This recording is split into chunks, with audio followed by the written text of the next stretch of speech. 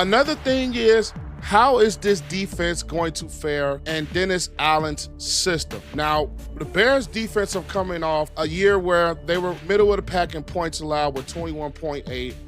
They were one of the bottom teams in run defense when we're talking about defending the run with 28th, 136 yards rushing per game allowed. They were in the middle of the pack as a pass defense, ranking 16th, allowing 217 yards a game. One thing that they were good at was in the red zone, which they were second in the league in red zone percentage. They allowed 20 rushing TDs, which ranked 24th. I think that needs to improve. They're tied for 10th in takeaways with 24 takeaways as a defensive unit in 2024. One thing that I am looking for is how this defense is going to improve against the run. Whether you bring in a guy like a Grady Jarrett, you have Andrew Billings, who is coming back healthy after tearing his bicep against the Cardinals last season. You have Gervon Dexter, who really improved in play in the interior of your defense. And you have TJ Edwards. I think Tremaine Edmunds, I think we're going to get a better season out of him now that we're in Dennis Allen's system. We know Jaylon Johnson. We know he's one of the better shutdown corners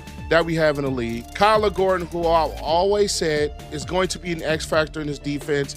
And with Dennis Allen, I don't think it's going to be anything different when we're talking about him. And then we're talking about a team that I think personally missed Jaquan Brisker last season after suffering a concussion, and he didn't see the field the rest of the season. I think that was a big hit for his defense. We know Kevin Byard had a really good season in 2024. It's just, how is this defense going to, number one, improve as far as the interior of your defensive line against the run, which we know he's coming from some of those Saints defenses where they were very solid against the run, where he had guys like a Cam Jordan or Sheldon Rankins or Demario Davis in the middle of those defenses that he had with the New Orleans Saints.